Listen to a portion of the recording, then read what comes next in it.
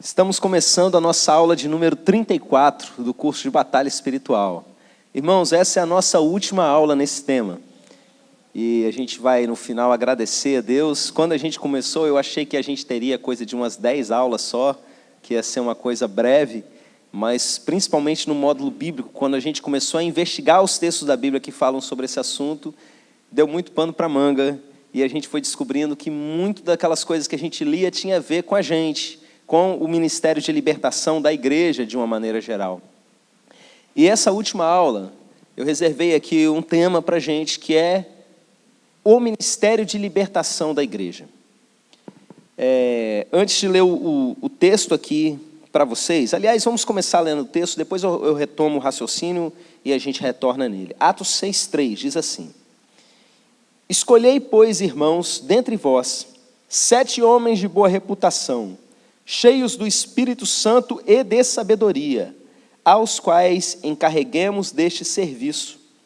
Mas nós perseveraremos na oração e no ministério da palavra. Amém. A gente vai entender o que isso aqui tem a ver com o ministério da libertação, não é? Eu queria retomar com vocês um texto que a gente leu pelo menos umas 3 vezes ao longo do nosso curso, que é aquele texto do finalzinho de Marcos 16, que fala: estes sinais acompanharão aos que crerem, em meu nome expulsarão demônios, e ali vai falando outras coisas que nós faríamos em nome de Jesus. Irmãos, esse texto para a gente ele é muito relevante, porque ele mostra que o ministério de libertação é uma coisa que está na grande comissão. Naquele momento de Jesus falar para os seus discípulos aquilo que era importante, aquilo que eles precisavam fazer, a última coisa que Jesus fala antes de subir aos céus: ide por todo mundo, pregai o evangelho a toda criatura. Você vai comparando os textos que ele fala isso, né? Em outra ele fala: ide, fazei discípulos de todas as nações, que é outra maneira de dizer a mesma coisa, e vai complementando. Em um texto ele fala: batizando em nome do Pai, do Filho e do Espírito Santo, e nesse texto de Marcos ele fala: esses sinais acompanharão vocês. Vocês vão expulsar demônio, vocês vão falar novas línguas, vocês vão arriscar a vida por mim, vocês vão impor as mãos e as pessoas vão ser curadas. Irmãos, muitas vezes as igrejas elas têm levado em consideração só partes disso.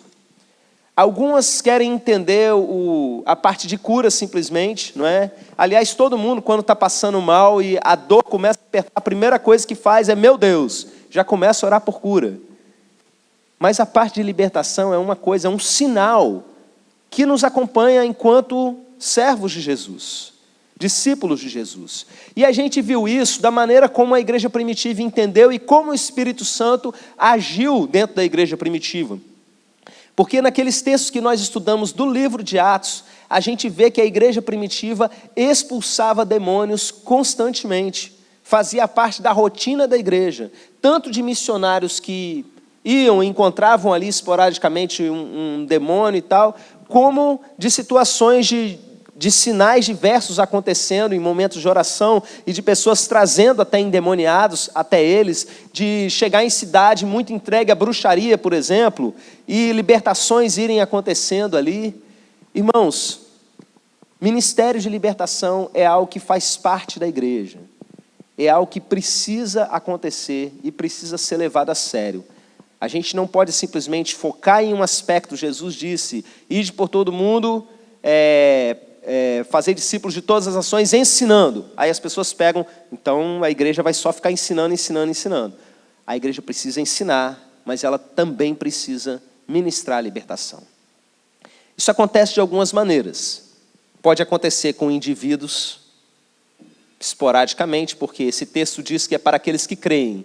Então, se você crê, independente de você ser separado na igreja para essa função ou não, expulsar demônio é uma coisa que você vai poder fazer no seu dia a dia. Dentro da sua casa pode acontecer.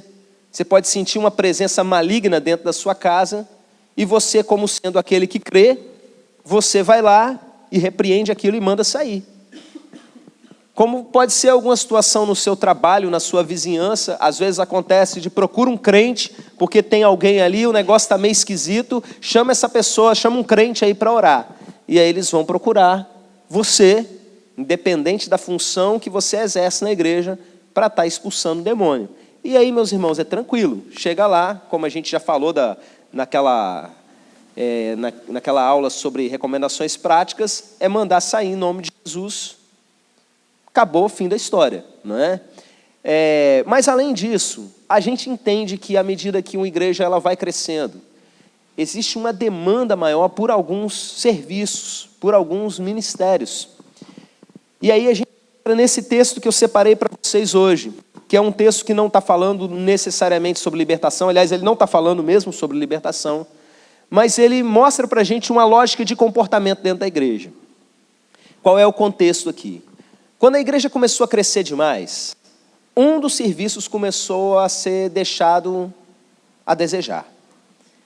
Era na parte de distribuição de cesta básica, que algumas irmãs que recebiam da igreja, viúvas, naquela época você não tinha ali uma aposentadoria do governo, nada assim que pudesse acolher, e algumas pessoas que não tinham filhos ou familiares, elas ficavam totalmente desamparadas mesmo quando chegavam numa certa idade, principalmente mulheres.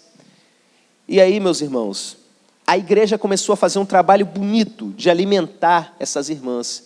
Só que chegou um momento que estava acontecendo o seguinte: as irmãs que tinham origem grega, que não eram de sangue judeu, estavam sendo meio que deixadas de lado. Algum problema estava acontecendo ali na distribuição. Imagina uma igreja com milhares de pessoas, e os apóstolos, naquela correria toda de pregar o evangelho, de perseguição, de tudo aquilo que eles tinham que fazer, uma rotina de milagres, sinais e maravilhas, e de repente eles terem que dar conta disso. E aí o que eles fizeram? Eles, pelo Espírito Santo, eles chegaram a uma decisão, que é isso aqui que nós lemos. Eles viraram para a igreja e falaram assim: escolhei, pois, irmãos dentre vós, 7 homens de boa reputação, cheios do Espírito Santo e de sabedoria, aos quais encarregaremos deste serviço. Mas nós perseveraremos na oração e no ministério da palavra. Os discípulos estão dizendo aqui, os apóstolos estão dizendo, que a função da liderança da igreja precisa, necessariamente, estar focado na oração e no ministério da palavra. É importante a gente resgatar esse princípio para os dias de hoje, porque com o passar dos séculos na história da igreja, o folclore religioso se tornou mais forte que os princípios da Bíblia. E às vezes espera-se dos pastores certas atitudes e certas rotinas de trabalho que não têm a ver com aquilo que a Bíblia diz que eles precisam se dedicar. A prioridade para eles era ministério da palavra e vida de oração. Basicamente isso. Mas pastor, onde é que está a capelania hospitalar? Não está aqui não. Mas e aquele outro serviço de visitação? Não está aqui também não. Quer dizer que o pastor não deve fazer? Não, ele pode fazer tudo isso. Como ele pode expulsar demônio, como ele pode fazer um monte de coisa que poderia, até como estava fazendo, distribuir alimento. Faz parte, faz parte. Mas não pode ser o foco a ponto de prejudicar a vida de oração e de leitura da Bíblia. Mas então quem é que vai fazer isso tudo? Efésios capítulo 4 vai dizer, complementando esse daqui, não é? Que a uns deu como apóstolos, outro deu como pastores, mestres. A gente viu esse texto recentemente, mais de uma vez aqui na igreja.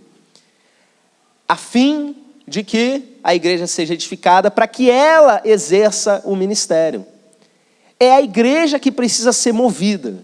Esse negócio de cliente, de entrar para a igreja, eu não faço nada, não sirvo em nada, isso não é bíblico. O papel do pastor, a minha responsabilidade diante de Jesus, o que eu preciso fazer em Cristo é botar vocês para trabalhar. É me dedicar à vida de oração e leitura da Bíblia, para eu fazer aqui o ministério da palavra e colocar cada membro da igreja, como lá em Efésios 4 fala, cada um encaixado como uma grande máquina com várias engrenagens funcionando. Cada membro do corpo bem ajustado, encaixado, cada um fazendo o seu papel. É para isso que serve a liderança da igreja. Então a gente precisa ter isso com muita clareza, para entender essa necessidade do ministério de libertação. Mas não é só chamar o pastor, você pode chamar o pastor, como aconteceu, eu compartilhei com vocês outro dia aí, deu na minha folga, fui expulsar demônio de chinelo e bermuda. Normal, vou continuar fazendo. Mas chega um momento, meus irmãos, que a demanda começa a crescer. E a igreja vai crescendo e chega num ponto que a gente precisa realmente de pessoas que possam fazer aquilo que elas foram chamadas para fazer. Deixa o pastor cuidar da parte de oração, porque se ele não orar direito, tudo vai mal. Deixa o pastor se dedicar ao estudo da Bíblia, porque se ele não se dedicar para poder pregar, a pregação dele vai ser ruim, não vai ser uma pregação bíblica, não vai ser uma pregação no Espírito, ele precisa disso. E cada um fazendo o seu papel. E aí eu volto. Existe uma responsabilidade na igreja relacionada à libertação. E entendemos que isso precisa ser colocado na mão de pessoas específicas, chamadas por Deus, para exercer esse tipo de ministério. Por isso o tema da nossa aula hoje, como eu anunciei, é Ministério de Libertação. E para eu falar para vocês sobre Ministério de Libertação, eu preciso explicar para vocês o que é ministério. Porque você vê na televisão, né, o Ministério do Trabalho, o Ministro da Justiça e coisas desse tipo. E aí chega aqui na frente o irmão, eu como ministro do louvor, aí o pastor vai batizar, eu como ministro do evangelho. O que é ministro, o que é ministério, o que significa isso? A palavra ministério, no Novo Testamento, dependendo aí das versões que você trabalha na Bíblia, você vai encontrar 3 coisas diferentes que são traduzidas como ministério.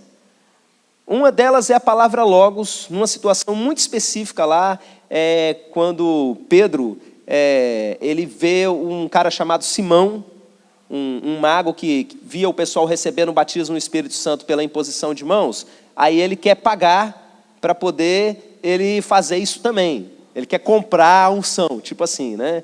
Um ato que ficou conhecido depois como simonia, por causa dele, que se chamava Simão. E aí Pedro vira para ele e fala assim, você não tem parte nesse ministério. Essa palavra ministério aí, traduzida em algumas Bíblias como ministério, na verdade é a palavra logos, é palavra. Você não faz parte da palavra, é isso que ele estava querendo dizer. A palavra logos também é uma referência ao próprio Jesus. Então, o sentido é do ministério da igreja, como a gente usa hoje, não é? Mas no original não estava falando exatamente isso. A outra palavra que é traduzida como ministério no Novo Testamento é a palavra liturgia. Só que ela se relaciona mais a uma prestação de serviço público e o serviço sacerdotal. Seria tipo, a gente fala do Ministério do Trabalho, do Ministro da Fazenda, ou qualquer coisa desse tipo, e ao mesmo tempo ao trabalho dos sacerdotes. Como é mesmo o nome do pai de João Batista, o Zacarias, né? O Zacarias, quando fala a respeito do serviço dele no templo, fala liturgia, traduzido para a gente como ministério. E lá em Hebreus, quando a gente vê falando a respeito de Jesus como sumo sacerdote, também usa essa palavra que é traduzida como ministério. Mas, meus irmãos, o restante todinho, no Novo Testamento, muitas e muitas vezes a palavra ministério é usada, e a palavra no grego é diaconia. Muitos de vocês já devem ter ouvido falar essa palavra. Diaconia é aquilo que faz um diácono. E o que é um diácono e o que é diaconia? Isso acabou virando para a igreja um tipo de cargo, dentro das hierarquias eclesiológicas, dos sistemas humanos de trabalho, de organizações de cada igreja local. Nada contra, não vejo pecado nisso também, mas acabou sendo considerado uma posição dentro da igreja. Mas a palavra diácono significa aquele que serve. E ministério, nesse sentido, diaconia, significa serviço. Essa palavra é usada, meus irmãos, para descrever, por exemplo, o serviço que os apóstolos faziam. Lá no início do livro de Atos, quando os discípulos ali tomam a palavra para poder falar que precisavam substituir Judas, que tinha se matado, o Pedro vira e fala assim, Judas teve parte nesse ministério. Ele estava falando desse serviço, a palavra ali é diaconia. Aqui nesse texto que a gente acabou de ler, quando os apóstolos viram e falam assim, nós não podemos deixar o ministério da palavra, nós não podemos deixar a oração e o ministério da palavra, o que ele está falando é a diaconia da palavra, é o serviço da palavra. Quando você vê Paulo falando sobre, eu não tenho a minha vida como preciosa para mim, o importante, né, o que me importa é completar a carreira e o ministério que eu recebi do Senhor. Esse ministério, diaconia. Ele fala várias vezes nas cartas dele, o meu ministério. Ele fala, por exemplo, sobre o ministério do Espírito Santo. tudo está relacionado à diaconia, tudo está relacionado a serviço, a palavra é a mesma. Então a gente não vê no Novo Testamento como uma coisa diferente ali que foi estipulada. As pessoas que eram designadas para fazer serviços específicos dentro da igreja eram chamados de diáconos, aqueles que servem. Então, nos dias de hoje, a gente tem tanto o ministério como esse daqui de Atos 6, aqueles que servem as mesas, ajudam na logística da igreja, na logística da parte da ação social. Inclusive, a gente está precisando de alguns irmãos para isso. Nós temos um trabalho de ação social muito grande que a gente está na fase de organização, fechamos a data ontem, vão vir os médicos de Cristo, assessoria jurídica, trabalho com crianças, uma porção de coisas. Estamos tentando trazer até dentista para cá, uma forma de atendimento à comunidade, vamos fazer um culto de abertura, uma série de coisas, e a gente precisa de gente para ajudar nisso. Vocês vão ficar sabendo disso aí nos próximos dias, em detalhes, mas pessoas dispostas a fazer esse tipo de coisa. Então, meus irmãos, como a igreja hoje, em cada demanda que ela tem, para não sobrecarregar pessoas que estão na liderança e acabar prejudicando o trabalho delas, o que a gente precisa fazer é instituir ministérios na igreja mesmo. Ministério disso, ministério daquilo, diaconias, né? Diaconia disso, diaconia daquilo. Como eu falei para vocês recentemente, tem igreja que está ordenando pastor à torta e à direito. Pastor tem a ver com cuidado de ovelha. É um pastor de música. Ele não é pastor de música. Ele é um ministro de música, ele serve na música. Pastor tem que cuidar de ovelha. O significado da palavra de pastor é essa. Agora, diaconia não. Diaconia fala a respeito de qualquer tipo de serviço. E aí, a gente pode ter vários tipos de serviço na igreja, inclusive o serviço relacionado à libertação. E o que um ministério de libertação ele faz na igreja? Primeiramente, todo mundo tem que entender que é servo. Isso aí é para qualquer ministério que seja. Você não é mais santo que o outro porque você expulsa demônio. Você não é mais poderoso que o outro porque você expulsa demônio. Inclusive os discípulos chegaram felizinhos da vida, né? Jesus, os espíritos se submetem a nós. E vocês estão felizes por isso? Vocês têm que estar felizes porque o nome de vocês está escrito no céu. E não por causa de um negócio tão pequeno como esse. É serviço. É como carregar cadeira na igreja, como qualquer outro serviço. Tá bom? E aí o que esse ministério faz? Esse ministério vai cuidar dessa parte de expulsar demônio, de promover libertação naqueles que são cativos do diabo. Isso pode ser feito com ministrações coletivas, pode ser feito em atendimentos individuais e pode ser feito na forma de acompanhamento. Eu vou detalhar para vocês cada um deles. O que é uma ministração coletiva? Agora há pouco, acho que eu comentei com vocês na mensagem que eu preguei agora há pouco, sobre culto de descarrego, não é? Há uns anos atrás surgiu essa prática, eu não me lembro de ter visto especificamente cultos de libertação anteriormente no que eu já estudei sobre história da igreja. É importante a gente estudar a história da igreja para a gente não voltar a cometer erros do passado, não é? Entender como cada época entendeu as escrituras e tentou aplicar, mas enfim, eu não me lembro de ter visto, mas das últimas décadas para cá, não só no Brasil, mas em vários lugares do mundo, surgiu uma prática de se fazer cultos de libertação. Época que eu trabalhava na Convenção Batista, eu acompanhei uma situação até muito desagradável, quando uma grande igreja batista de Vitória, ela começou a ter cultos de libertação muito procurados e tal, e isso gerou um incômodo em certos pastores, porque eles entenderam que isso não fazia parte das práticas batistas. E fizeram uma reunião lá com o conselho de ética, né? E começaram a pressionar o pastor para falar, olha, é verdade que você faz culto de libertação na sua igreja? Pastor, é. Mas porque isso não é prática batista, que não sei o que, tal. Aí o pastor ouviu, aí de repente ele começou a falar, o sotaque nordestino, né? O homem começou a ficar nervoso. Mas ele falou tanta coisa assim que eu vi que realmente fazia sentido. Onde é que está na Bíblia dizendo que não pode? Porque você faz culto de aniversário, não está na Bíblia em lugar nenhum, mas você faz. Você faz culto de 15 anos, você faz culto de aniversário da igreja, você faz culto de Natal, você faz culto disso, daquilo, aquilo outro, e não está na Bíblia dizendo em lugar nenhum que tem, mas você faz.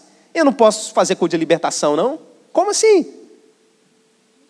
Culto de ano novo, onde é que tem isso que na Bíblia está dizendo para fazer? E vocês tudo fazem, e não tem problema.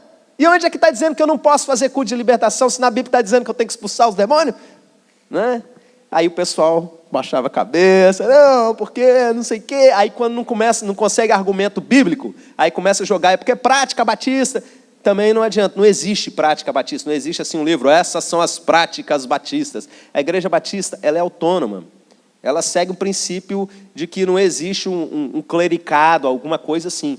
A Convenção Batista, ela funciona como uma forma de cooperativa. As igrejas se unem para fazer alguma coisa. É diferente dessa igreja que tem um sínodo que manda de cima para baixo e todo mundo obedece. Não é? Então, cada lugar do Brasil que você for ver uma igreja batista, às vezes de um bairro para o outro, você tem práticas, maneiras de se governar, de se orientar a igreja, de se organizar os cultos totalmente diferentes. Se você for no centro de Vitória, você tem ali a primeira igreja batista, você tem ali a central, que são igrejas bem diferentes em muitos aspectos. Entendeu? É diferente, por exemplo, numa igreja maranata que você vai, o púlpito é igualzinho, né? A forma de culto é sempre padrão, vão ver o mesmo vídeo, todo mundo ao mesmo tempo, no mesmo horário, não é? Não é assim, mas enfim, não é aula sobre denominação batista, fecha parênteses. Culto de libertação. O que aconteceu ali?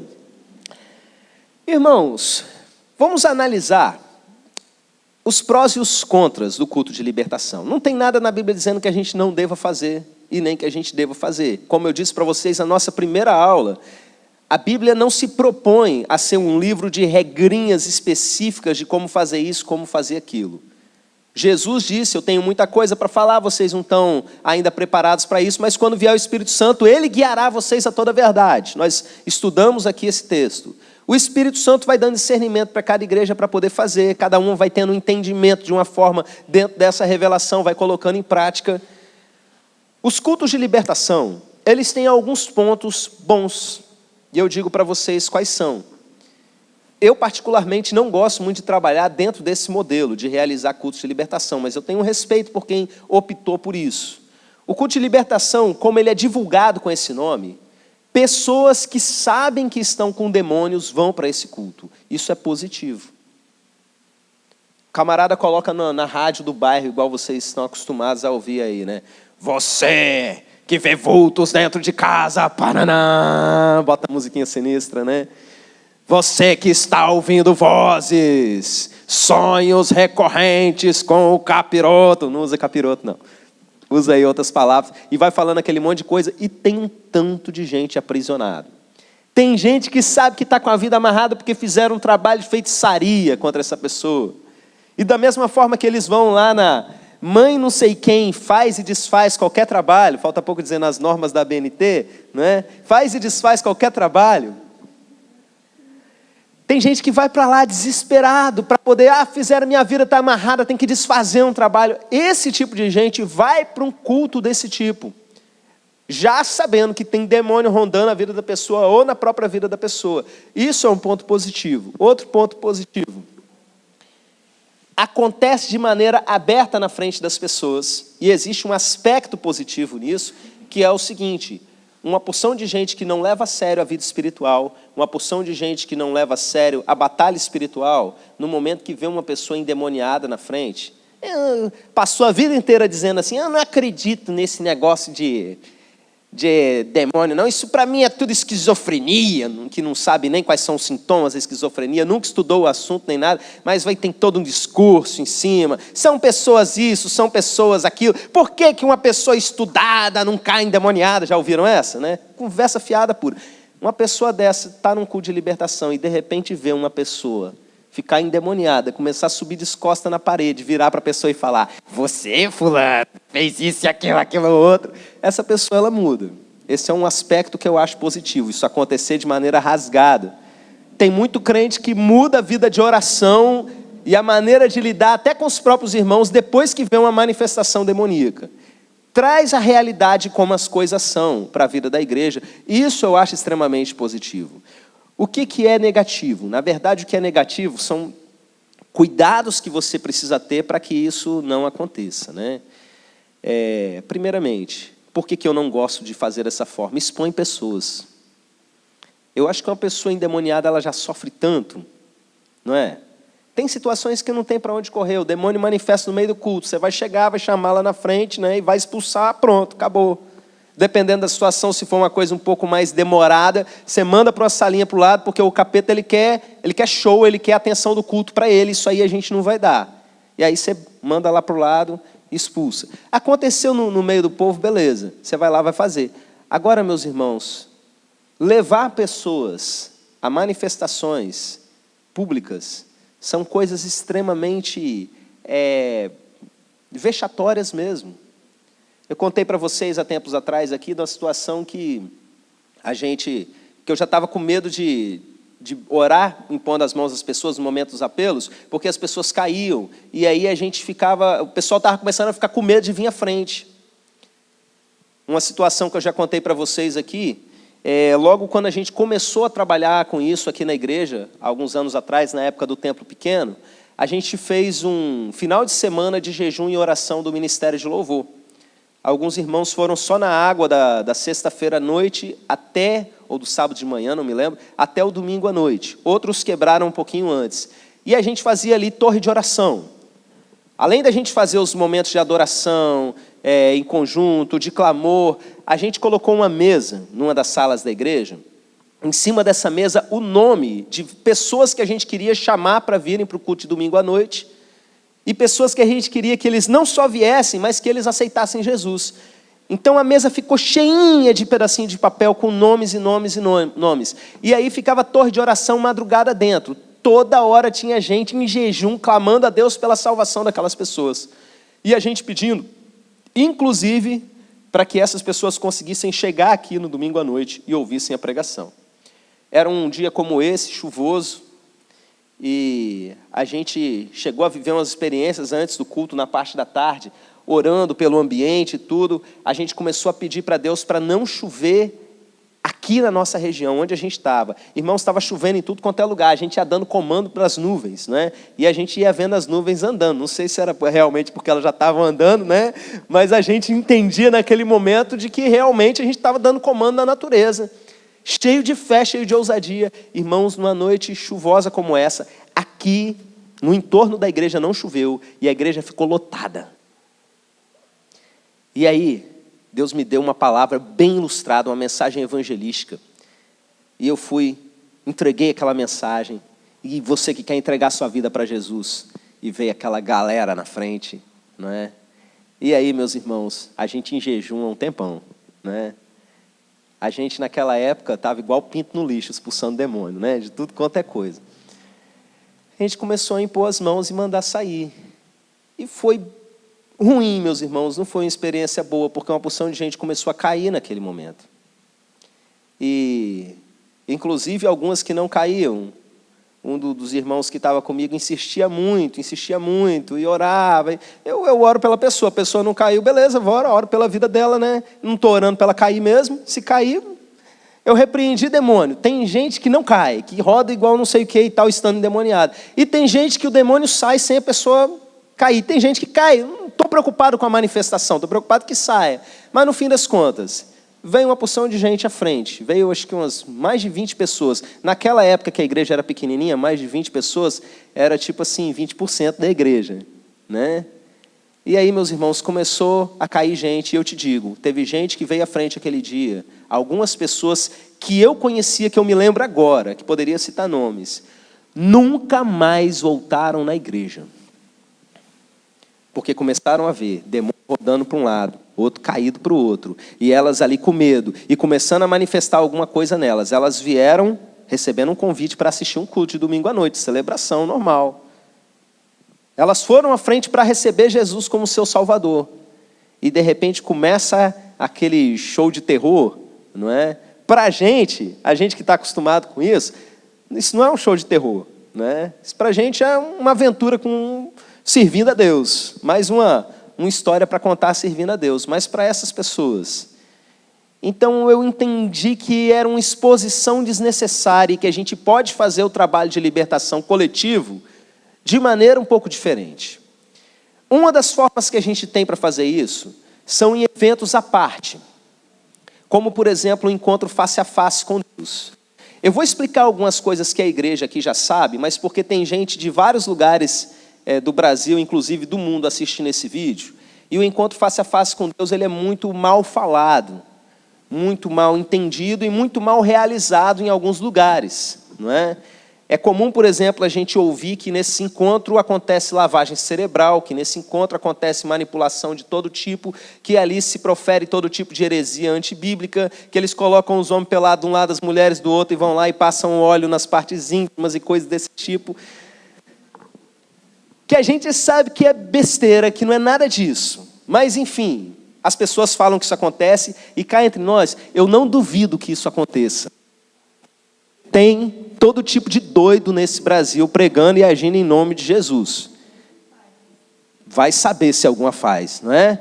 Por exemplo, aqui tem irmãos que já foram em encontros desse tipo, que no momento de libertação, eles iam ungindo chakras das pessoas. Você sabe o que é chácara? Tem nada a ver, né? Quem conhece um pouquinho aí, tem a ver com a religião dos indianos, meus irmãos. Esoteria pura. Não tem chakra na Bíblia não, tá? E aí as pessoas vão ungindo chakra por chakra, até chegar no órgão sexual, porque um dos chakras está ali também. Viagem das viagens. Mas deixa eu explicar qual é o princípio por trás do encontro face a face com Deus. O princípio é o seguinte: tirar o povo do convívio aqui da igreja para fazer aquilo que Jesus fazia quando tirava os discípulos das multidões e levar para um determinado lugar, ou subir um monte com eles. Buscar Deus. Mas uma busca intensa mesmo, porque às vezes, antes de começar a fazer encontro face a face, eu participei de muitos e muitos encontros, eu fazia vários por ano, inclusive, para a denominação, não é? Para Jesus, servindo as igrejas da denominação, melhor dizendo, que funcionava da seguinte forma: você ia para lá, você tinha pregação, você tinha futebol, você tinha piscina, você ia para o quarto, brincava, ria e tal, fazia uma porção de coisa, e no fim das contas, a gente fazia muita coisa e pouca busca. Esse encontro ele é focado na busca. A gente é convidado a desligar o celular e entregar para Satanás não ter como atrapalhar a gente. É como se a gente tivesse realmente retirado. Independente de ser num sítio dentro da cidade ou num sítio fora, não é? Ou como alguns fazem, numa casa alugada dentro da cidade, você está ali para buscar a Deus. A gente até recomenda que as pessoas não conversem umas com as outras, mas só com quem está ministrando. Por quê? Para lavagem cerebral? Não. É porque, meus irmãos, quantas e quantas vezes a gente vê coisas desse tipo acontecerem. Você sai de um evento, de um culto maravilhoso, quando entra lá no quarto, no alojamento, um começa a falar besteira. E fala mal do que o pastor pregou. E faz uma piada do que o irmão do louvor fez. Aí daqui a pouco vira para o outro, e quem peidou, e que não sei o quê. E começa aquela coisa dentro do quarto, quebrou toda a perspectiva de busca, todo aquele clima bom espiritual que estava tendo, acabou, cai.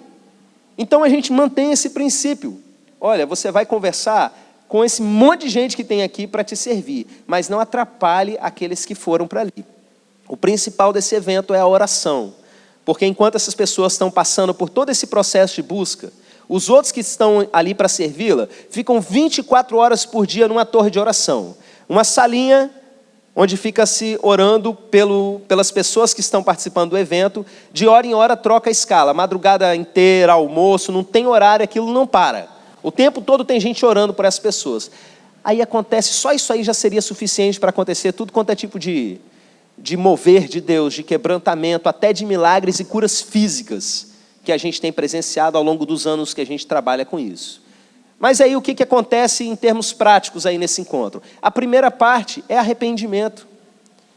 É mudança de mentalidade, é você expor para a pessoa que coisas que ela acha normal e faz no dia a dia dela, mesmo ela se declarando crente, não tem nada a ver com Deus.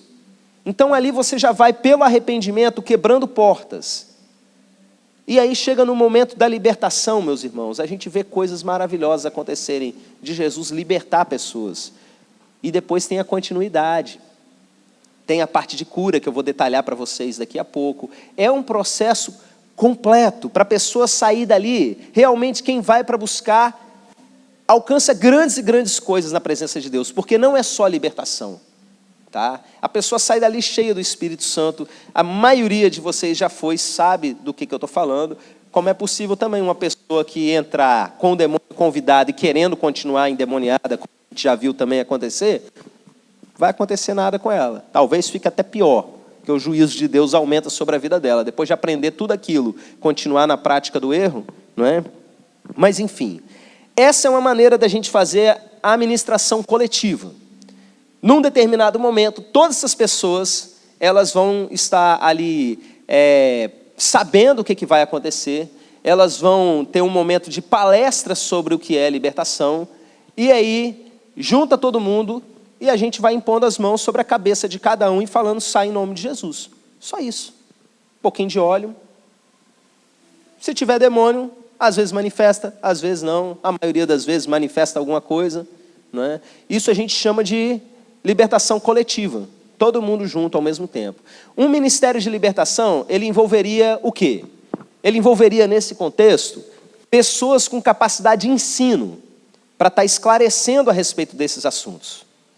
Porque um crente que simplesmente expulsa demônio, ele não necessariamente está a par de tudo que envolve com relação ao ensino disso. Mas uma pessoa que se dedica ao ministério de libertação, precisa ter alguém ali, não é, com essa capacidade de ensino. Por quê? A pessoa vem com uma porção de conceito errado na cabeça. Quem veio de doutrinas esotéricas, espíritas e uma porção de coisa aí, chega com as dúvidas na cabeça que às vezes alguém que não tem um preparo bíblico, saberia expulsar demônio, mas não tem um preparo bíblico para explicar a pessoa não vai dar conta. São perguntas de polêmicas que alguém trouxe de outra igreja e fala, não, eu não preciso confrontar demônio na minha vida porque eu sou de Jesus e não sei o que e tal, e confunde salvação com processo de santificação e faz uma salada só que uma pessoa mais simples não vai conseguir responder. Mas alguém que se dedicou a isso, pesquisou o assunto, vai ser usado por Deus para ensinar e clarear. E a gente sabe, meus irmãos, no próprio curso a gente passou por isso, que muitas libertações acontecem só pelo ensino da palavra. Só você lendo a Bíblia para a pessoa entendendo, a mentalidade dela começa a mudar e nem precisa muitas vezes você chegar e confrontar, como acontece de uma pessoa já manifesta, né, de alguma coisa. Então, esse seria um trabalho de ministração coletiva, mas o ministério de libertação ele também precisa de trabalho de ministração individual. Por quê? Porque tem pessoas que não foram ainda no encontro, o encontro acontece aí mais para frente e tal, mas essas pessoas precisam urgente de libertação. Então você vai marcar com essa pessoa, não é? E aí você vai se organizar nesse sentido para poder ministrar a libertação a essa pessoa.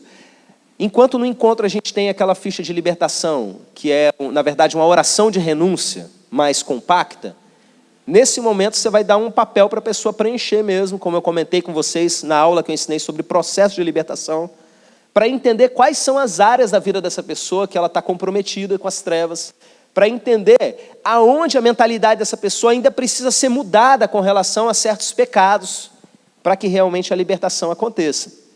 Então, só remetendo a algo que já foi dito na aula de orientações práticas, você vai deixar uma parte do ministério de libertação numa sala à parte, orando, clamando. Ou até mesmo dentro da mesma sala, orando, clamando em voz baixa. E estarão ali, homem ministra em homem, mulher ministra em mulher. Não é? Se for um casal à frente do ministério de libertação, como acontece em algumas igrejas, é bênção também, porque um vai dando respaldo para o outro e auxiliando nesse sentido.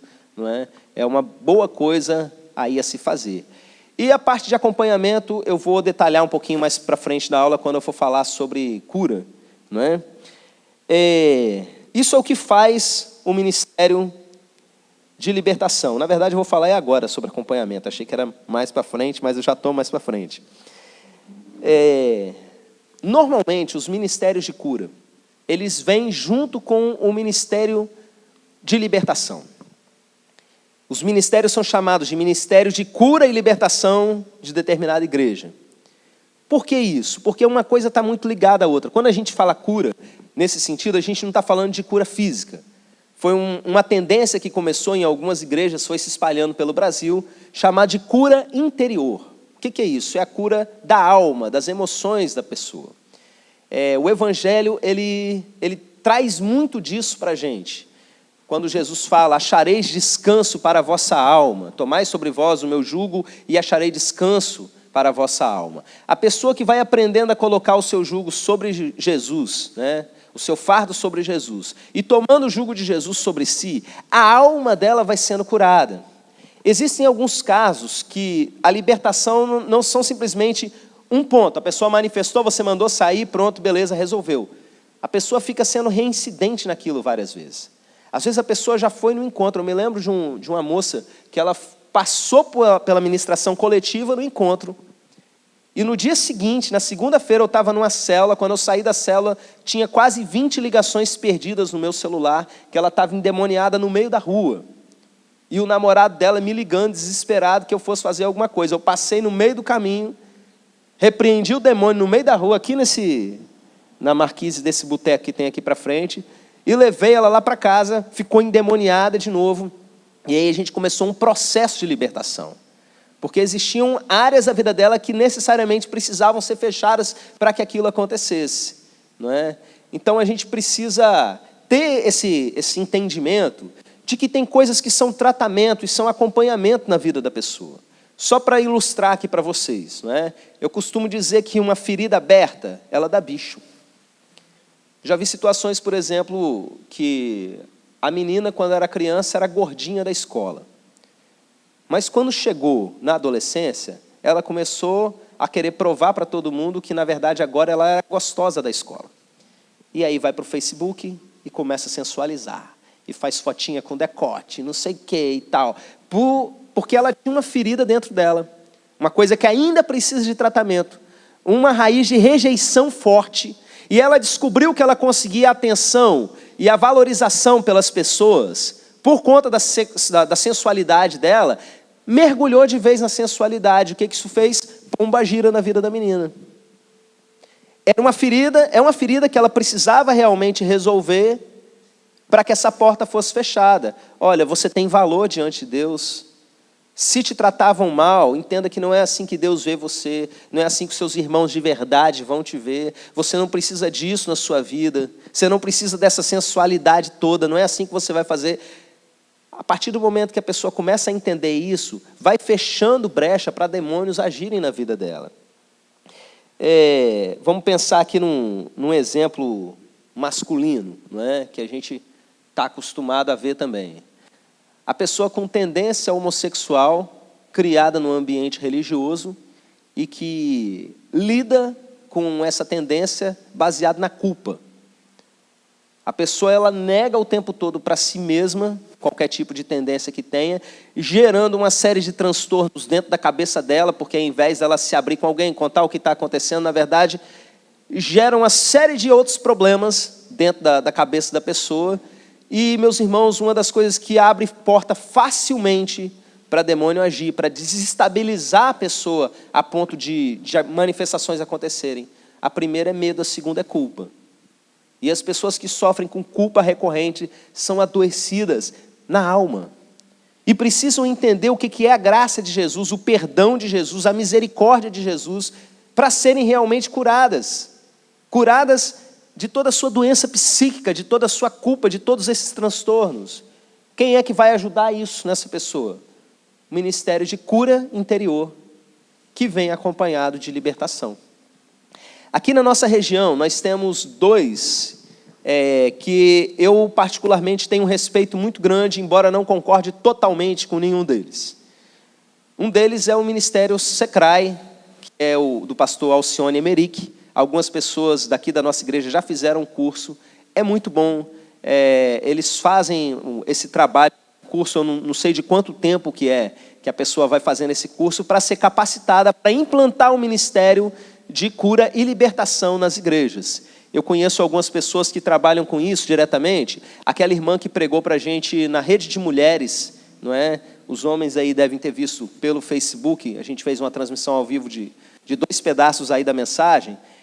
Ela compartilhou com a gente que ela faz parte desse ministério na igreja dela, e ela cuida da família dela pela manhã, e aí chega 1h da tarde, ela está na igreja já fazendo atendimento. As células da igreja que têm casos mais complicados, que precisam desse tipo de tratamento de cura, mandam para esse ministério. E ela e outras pessoas ficam ali em salas da igreja, em aconselhamento, em acompanhamento, em libertação dessas pessoas. E ela diz que tem hora que ela vai embora junto com os zeladores. Os zeladores estão fechando a igreja, ela encerra, porque a demanda é grande. Eu conheço a igreja dela, uma das maiores igrejas de Vitória, não é? E faz muito bem esse trabalho aí, porque implantou esse ministério lá do pastor Alcione. Fez o curso do Secrai e implantou ali. Um outro que eu simpatizo muito é o Bálsamo de Gileade, que eu tenho, inclusive, vontade de trazer aqui para a nossa igreja. Por quê? Se me perguntar se eu concordo com tudo que o líder deles faz, eu concordo? Não. Pastor Jucimar Ramos. Mas eu digo para vocês, é um homem de Deus. Concordar com tudo 100% com alguém, não tem como concordar. Eu não concordo nem com meu pai, que é o meu pastor, 100% de tudo, não.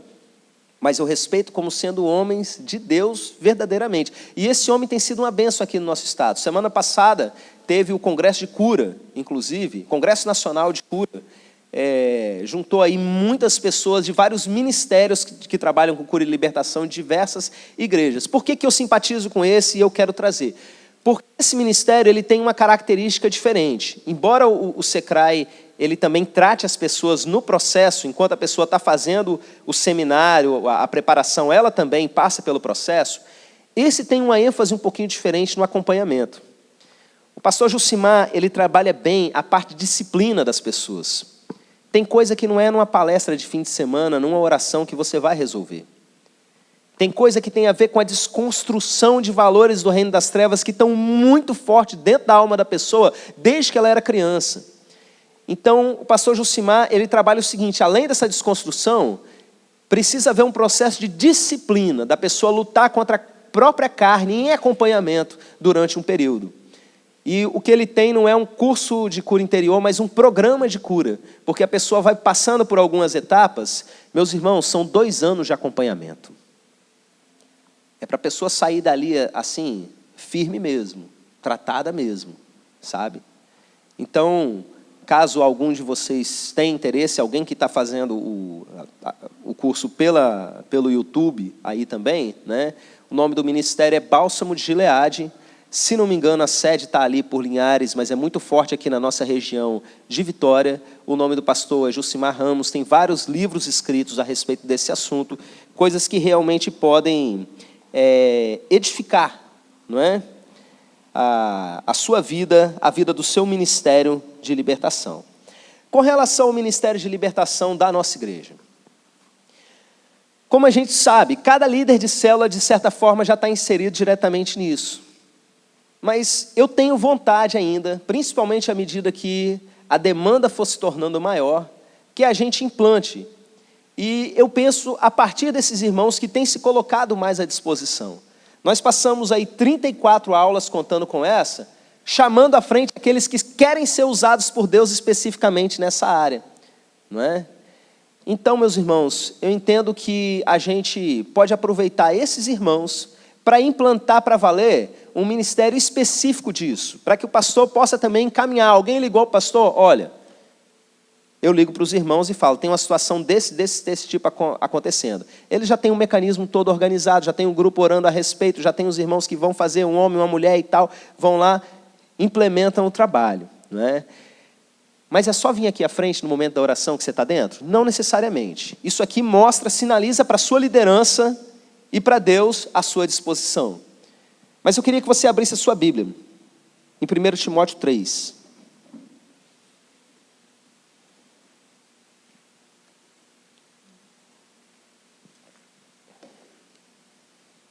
Nós entendemos que ministério é diaconia, não é? 1 Timóteo 3, a partir do verso 8, nós vemos o apóstolo Paulo recomendando um jovem pastor, Timóteo, como que ele ia selecionar as pessoas para o serviço na igreja. E ele fala assim, da mesma forma, os diáconos sejam sérios, não de língua dobre, não dados a muito vinho, não cobiçosos de torpe ganância, guardando o mistério da fé numa consciência pura. E também esses sejam primeiro provados, depois exercitem o diaconato, se forem irrepreensíveis. Da mesma sorte as mulheres, porque as mulheres também podem servir, não é? Sejam sérias, não maldizentes, temperantes e fiéis em tudo. Os diáconos sejam maridos de uma só mulher e governem bem a seus filhos e suas próprias casas, porque os que servirem bem como diáconos adquirirão para si um lugar honroso e muita confiança na fé que há em Cristo Jesus. Irmãos, esse texto eu não vou detalhar parte por parte dele, mas eu quero comentar com vocês um princípio geral que nós pastores precisamos ter na hora de colocar pessoas para o serviço. Na comunidade da igreja a gente tem todo tipo de gente, gente casada, gente desquitada, gente viúva, homossexual, no caso de alguns lugares do mundo, homem casado com várias mulheres. E o que o apóstolo Paulo está ensinando aqui, numa coisa bem prática para a igreja, é que as pessoas que vão servir de exemplo para os outros, elas sejam realmente dentro daquele paradigma original de Deus, do Jardim do Éden. Tá? Um homem com uma mulher e somente uma mulher. Uma família que tem os filhos em sujeição, uma família que possa ser exemplo. Eu gosto de uma palavra que é usada aqui, que é irrepreensível. Deixa eu explicar para vocês o que é isso. Irrepreensível é aquela pessoa que não dá motivo para os outros repreenderem ela. Tem pessoas que caminham há muito tempo na igreja que volta e meia a gente precisa estar dando um puxãozinho de orelha. Olha, você está errado, você está pecando nisso, nisso e nisso. A pessoa que tem pecados na questão da fala, da fofoca, não é? É uma pessoa que, de repente, na comunidade é mal vista como um mal pagador. E várias outras situações, o texto aqui vai falando de muitas dessas questões. O fato é que essas pessoas precisam ser referência na igreja. Você pode olhar, por exemplo, para os nossos ministérios na igreja, coisas ruins acontecem em todos. Eu sempre peço para o pessoal que está aqui, por exemplo, no mais visível que tem, que é o Ministério de Louvor. Eles são mais santos que os outros? Não, mas eles precisam ser exemplo. E a partir do momento que eles estão fazendo alguma coisa que eu entendo que eles não estão sendo exemplo para a igreja, se eu fico sabendo, não é? Eu sempre viro antes do culto e pergunto, vocês estão bem? Todo mundo tem condição de estar ali servindo de exemplo para a igreja? E aí, meus irmãos, infelizmente, muitas vezes as pessoas dizem que sim, só para não passar vergonha, e passam vergonha no mundo espiritual, porque sobem ali e não são exemplo coisa nenhuma. Eles estão servindo, é um ministério de diaconia mesmo, de serviço dentro da igreja.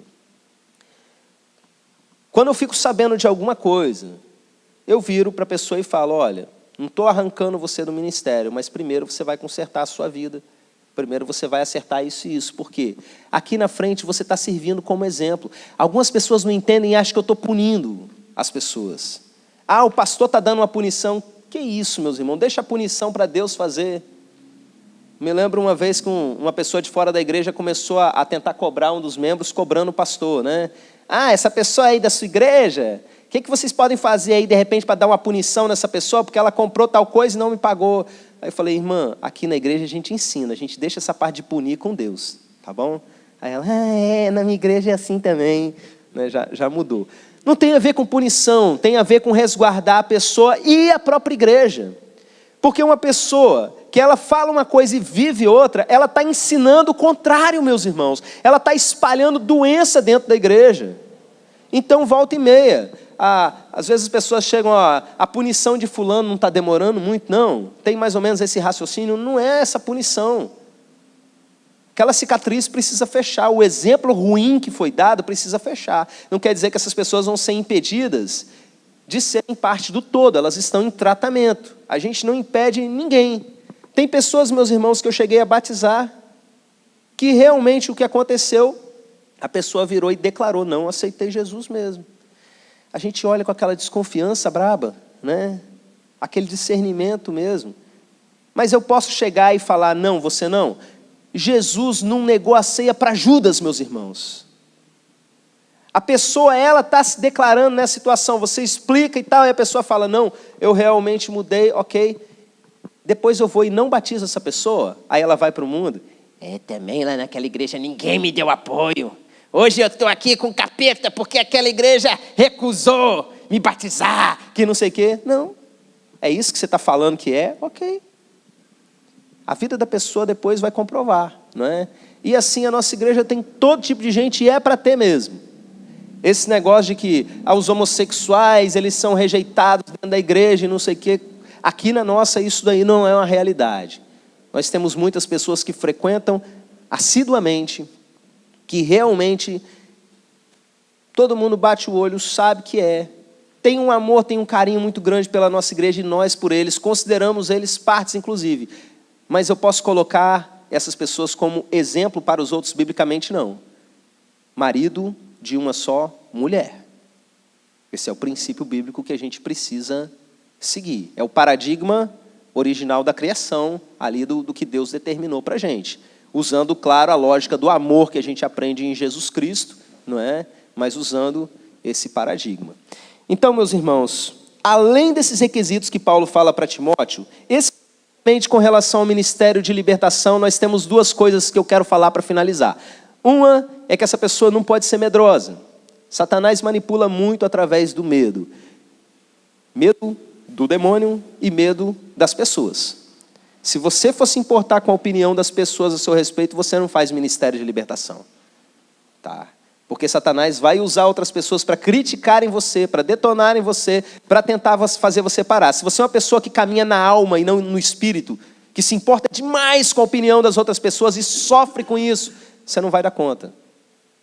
Primeiro vai se tratar, depois você vai servir nesse sentido. Se você tem medo do diabo, então volta lá na aula 1 e começa a assistir tudo de novo. 34 aulas, tá? Porque o lugar dele é debaixo dos nossos pés. Crente não pode ter medo de diabo. Embora a religião use o medo para manipular as pessoas ao longo de todo o tempo, na Bíblia a gente não vê dessa maneira. Embora as igrejas usem muitas vezes o medo do diabo para manter o povo na linha, não é isso que a Bíblia ensina. Tá? E a última coisa é vida com disposição para oração e jejum. Jesus ensinou especificamente sobre o ministério de libertação, dizendo que certas castas de demônios só com jejum e oração. Irmãos, se você não tem disposição para jejum, ou não acredita nisso, ou alguma coisa desse tipo, não é um bom perfil para o ministério de libertação. Tá? Porque, inevitavelmente, alguns demônios que você encontrar fazem parte dessa casta. E você precisa aprender a se quebrar diante de Deus. Como eu já disse em alguns momentos, não é que o seu jejum vai enfraquecer o demônio, não. O jejum vai fortalecer você, quebrando você, ajudando você a depender plenamente de Deus, colocando você mais em comunhão com Deus. Então, esse é o perfil das pessoas que a gente espera nesse sentido. Crentes que sejam capazes de se entregar em jejum e oração pela libertação dos outros. Amém? Vamos orar? Aliás, antes tem as perguntas, né? Alguns já estão aí aguardando. Eu não estou gravando hoje no celular também. Você pode verificar lá se o computador está ligado, está funcionando, para a gente levar os microfones ali. Precisa por causa da gravação, senão não vai sair. Tranquilo? Vamos lá. Falei para os irmãos ouvirem e para a gravação. Quando você colocou a questão da gente não ter medo do que as pessoas vão falar, acho que o crente ele tem que ter um cuidado, sim, da imagem que ele passa, para que o mundo não fale mal dele. Dentro daquilo que você foi citado com relação a ser exemplo. Porque a partir do momento que eu falo assim, eu vou chutar o balde, dane-se o que vai falar de mim, então até como crente eu posso sair, ir para bebedeira, ir para balada, dane-se o que os outros vão falar, né? Porque eu sou crente. Não é assim? Eu acho que esse cuidado, eu queria que você especificasse um pouquinho mais sobre isso. Então, é porque às vezes quando a gente fala, dependendo se for arrancado fora do contexto, eu entendi a sua preocupação, né? As pessoas podem usar como desculpa para fazer qualquer coisa. A Bíblia vai dizer para a gente fugir até da aparência do mal.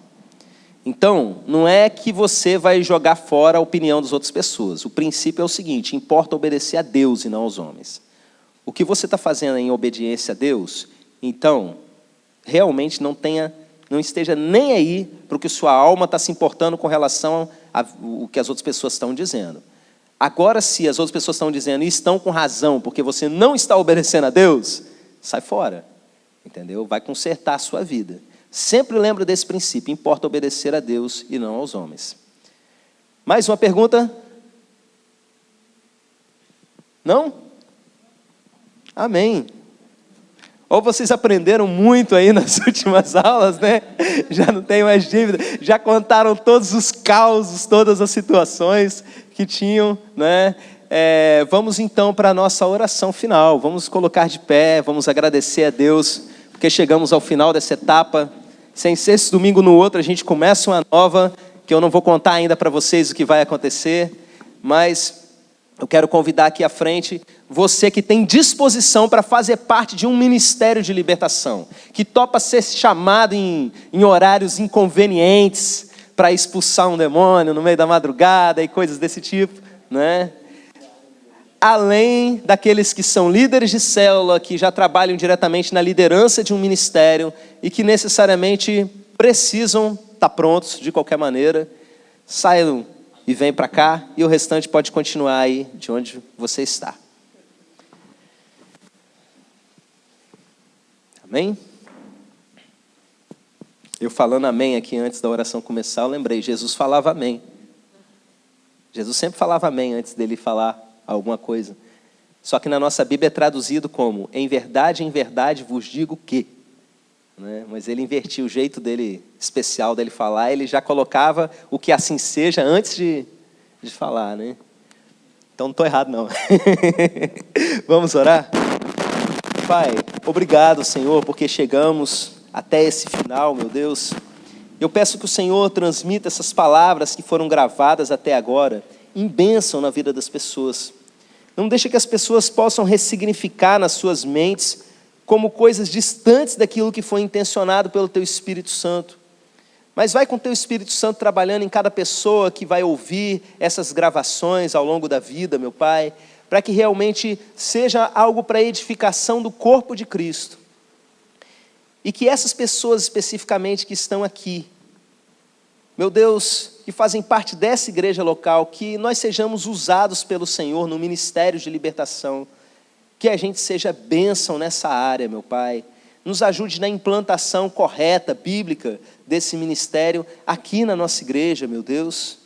E em outras igrejas que estão aí acompanhando. Protege cada um desses irmãos, abre o entendimento para que a gente continue crescendo no que diz respeito a esses assuntos. Enriquece cada um deles com discernimento espiritual, meu Pai, e reveste com a Tua proteção. Usa cada um desses e dá a oportunidade de serviço para cada um. É o que nós te pedimos e agradecemos em nome de Jesus. Amém.